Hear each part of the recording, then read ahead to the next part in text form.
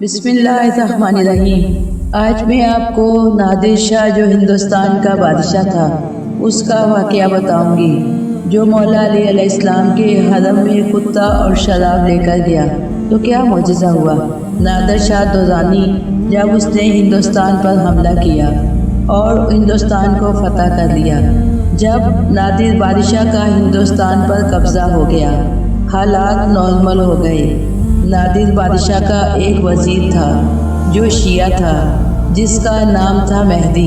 مہدی نے بادشاہ سے کہا، اب حالات معمول پر آ گئے ہیں، مجھے اجازت دیں، میں ذرا نجف اشرف جانا چاہتا ہوں۔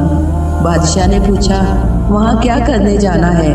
وزیر کہنے لگا، میں مولا علی علیہ السلام کی زیارت کے لیے جانا چاہتا ہوں۔ نادر بادشاہ کہتا ہے، تم شیعہ لوگ بھی عجیب ہو، مردے کی زیارت کر کے کیا کرو گے؟ وزیر کہنے لگا، میرا مولا کوئی عام انسان نہیں ہے، نجس چیز ان کی بارگاہ میں جا نہیں سکتی، وہ اتنی عظیم ذات ہیں۔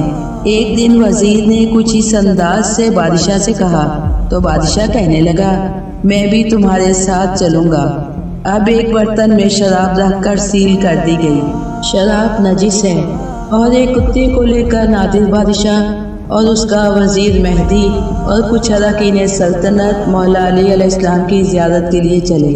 جب وہ نجف اشرف پہنچے اور مولا علی علیہ السلام کے حرم کا احاطہ آیا، سپاہی کتے کو اپنی طرف کھینچ رہے ہیں، کتا اپنی طرف کھینچ رہا ہے۔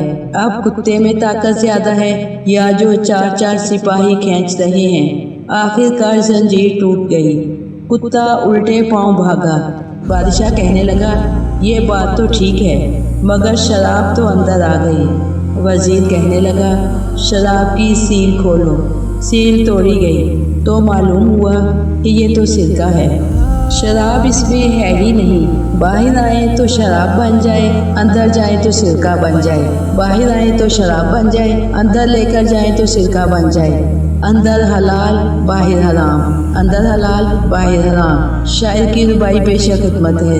شراب بنتی ہے سرکہ علی کے روزے پہ، آ دیکھ میرا علی کیا کمال کرتا ہے، علی کے در پہ آجا ابھی تو موقع ہے، میرا علی اب بھی حرام کو حلال کرتا ہے۔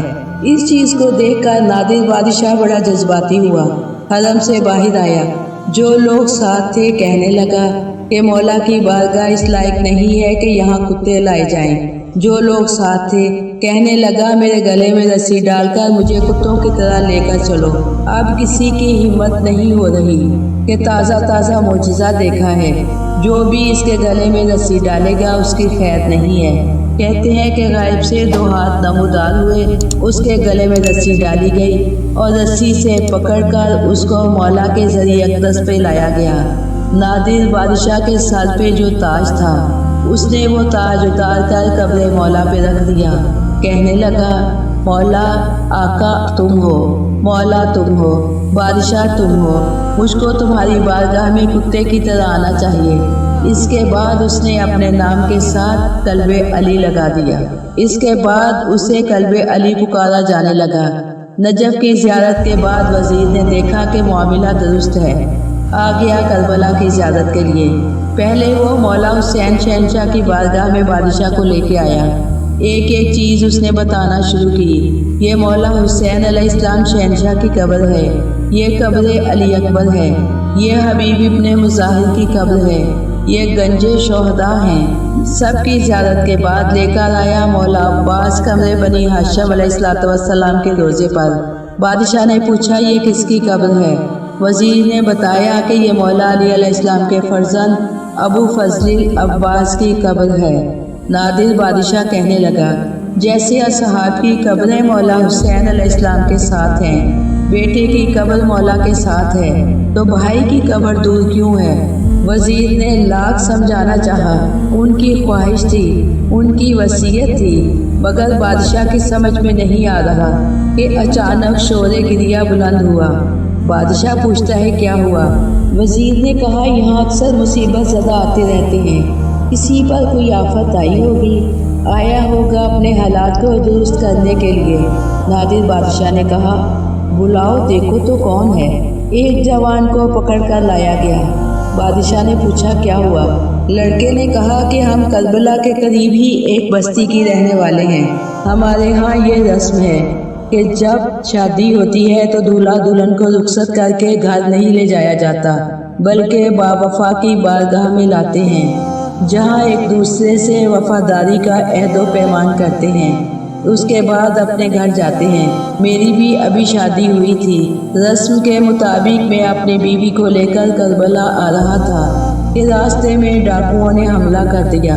हमारा सारा मालो असबाब लूट कर मेरी बीवी को भी उठाकर ले गए। नादिर बादशाह ने कहा, ये कब का वाक़या है? लड़का कहने लगा, थोड़ी देर पहले ये वाक़या पेश आया। नादिर बादशाह कहता है, कल तक तेरी बीवी तुझे मिल जाएगी।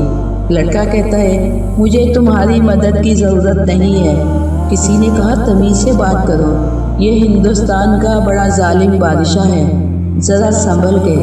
लड़के के मुंह से निकल गया, मेरे मौला से ज़्यादा ताकत है इसमें। ये जुमला नादिर बादशाह ने सुन लिया। कहने लगा, अच्छा ठीक है, जब कल तक तेरी बीवी नहीं मिली, तेरी खैर नहीं है। उस बेचारे को बीवी का गम, माल का गम, अब अपनी जान की भी फिक्र पड़ गई। अब आके गिर पड़ा कब्र मौला अब्बास अलैहिस्सलाम पर। मौला अभी तक तो बीवी का सदमा था, अब जालिम बादशाह की तलवार भी लटक रही है। रो रहा है, चीख रहा है, मौला को पुकार रहा है। इतने में फिर शोर बुलंद हुआ। नादिर बादशाह ने पूछा, अब क्या हुआ? वजीर कहता है कि लगता है कि उसकी बीवी आ गई, क्योंकि एक लड़का औरत का हाथ पकड़े ज़रिए अक़दस का तवाफ़ कर रहा है और शुक्रिया अदा कर रहा है। बादशाह कहता है कि उसको बुला कर लाओ। अब उसकी बीवी से पूछा, बताओ किस्सा क्या है? अब जहाँ तक उसके शोहर ने बताया था, बीवी ने भी वही किस्सा सुनाया। वो कहती है कि जब डाकुओं ने मालो असबाब लूट लिया और मुझको भी लेकर चले तो मुझे और तो कुछ समझ नहीं आया। मैंने वहीं से रुख किया करबला का और दुआ मांगना शुरू की। क्या कहा? सक्काए सकीना मेरी मदद करो? नहीं। ए बाबुल हवाइज मेरी मदद करो? नहीं। बल्कि एक जुमला कहा कि जब मैं हर तरफ से मायूस हो गई, मैंने रुख किया करबला का और कहा, है बीबी ज़ैनब के भाई, मेरी इज्जत तुम्हारे हवाले। जैसे ही मैंने ये जुमला कहा, एक घुड़सवार नमूदार हुआ, सारे डाकुओं को तहत देख किया। अचानक क्या देखती हूँ कि करबला में मौला अब्बास अलैहिस्सलाम के हरम में अपने शोहर के करीब खड़ी हूँ। नादिर बादशाह ने जब यह माजरा सुना, नादिर बादशाह ने भी अपने आप को मौला की ज़रिए अक़दस पर गिरा दिया और सच्चे दिल से ईमान ले आया। अरे सच्चे दिल से मांगकर तो देखो, मेरे मौला गाजी अता कर देते हैं, बस मांगने का सलीका होना चाहिए।